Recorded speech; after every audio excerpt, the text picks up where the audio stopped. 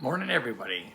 Today's video, we're going to take a bit of a break from the chronological flow of my story, having gotten to the point where I was in East District, going into my 20th year, and uh, we're going to go to what was a step forward for me and a big one in terms of getting better. And of course, part of getting better when you go through an accident or a collision, rather, or any sort of physical or mental trauma that changes your body and your mind, is the steps that you take to heal, to move forward. And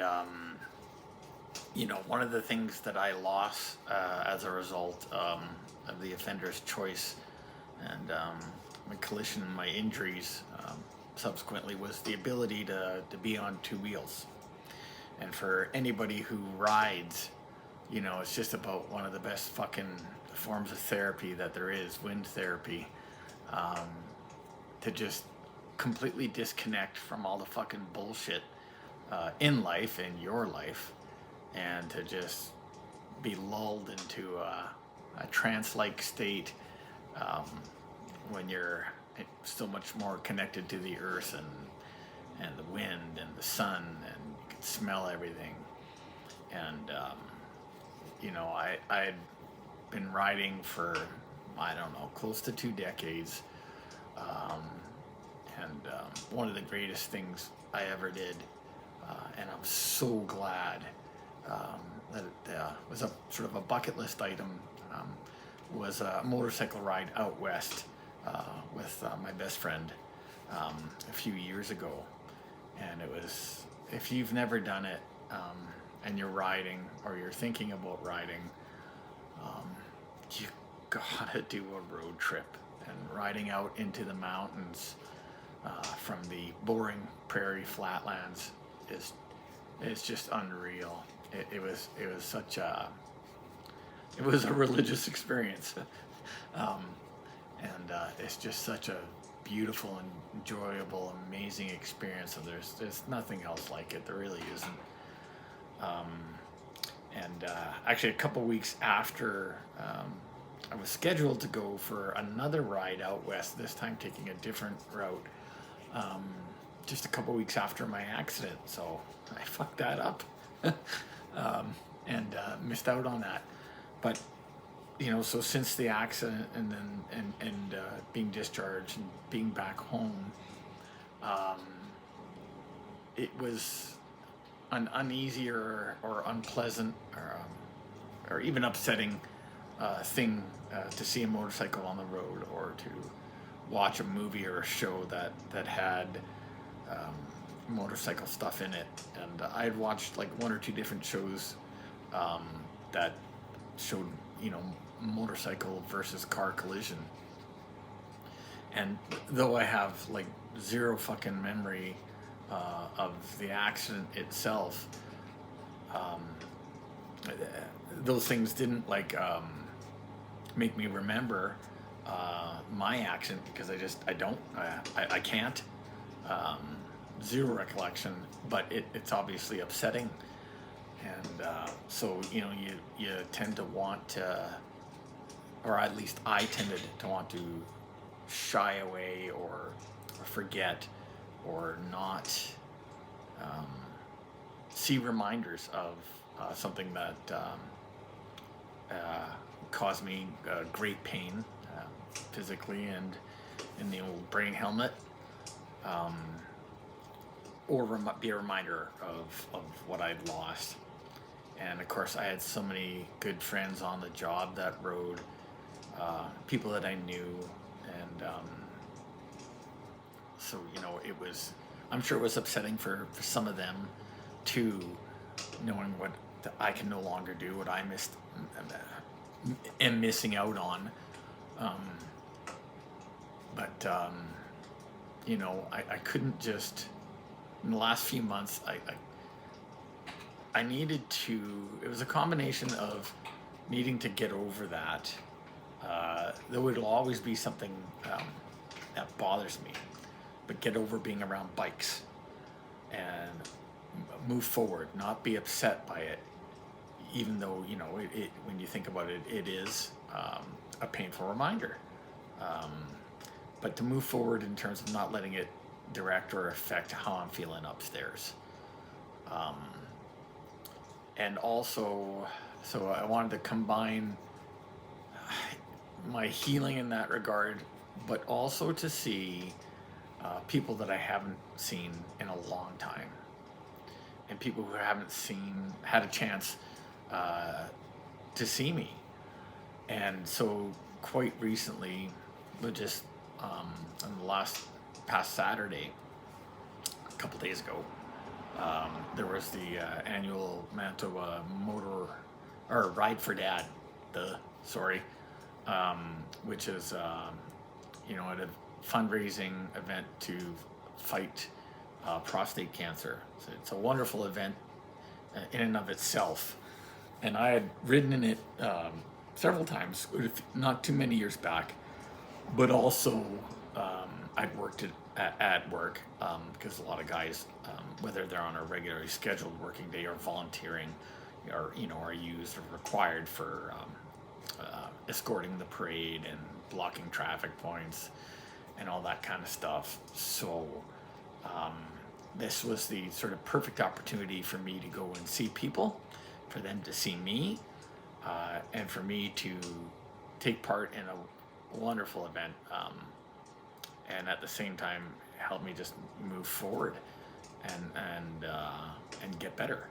And I was super apprehensive or anxious about it, and but I knew that this was something that I had to do for me, and I also felt that it would be good for the people that haven't seen me in a while to see that I'm okay, right? Or as okay as can be, and you know, so it meant so much, not just to me, but to other people, and some of my old bosses and old friends and union members that I had worked with and knew over the years. I knew that they would be at this event, and so this was a good chance for me to reconnect with them. And so I went, and in a lot of regards, like the playoff Jets game that I went to, where there would be big crowds and a lot of people and a lot of noise, things that, you know, bother me now. I was just like, well, fuck you, I'm going, and it's not going to bother me anymore, or it's going to bother me less, and I'll know that I can cope with that now. And it's not just good for me, it's good for other people to see that, hey, Dan can get through this. And so if other people are, you know, have things that kind of block them mentally from living, or things that they resist or don't want to take part in, you know, if this old gray-haired poofy dude can go to and get through a difficult event like that, well then, hey, maybe so can I. And I never set out through any part of this of my healing journey with the goal of inspiring other people, but if it does, that's a good bonus. And so hopefully it did. And I mean, I just got to have a lot of good conversations, a lot of smiles, a lot of good brotherly and sisterly hugs, which are just awesome things with people that I'd worked with, knew of all ranks, and none of that shit was an issue. It was just a time to give big hugs and say, hey, how are you doing? And that meant a lot to me. So thanks to everybody that I bumped into, and I think it meant a lot to them. And so that's good. And, you know, there were so many good people there that just helped me get through the day comfortably.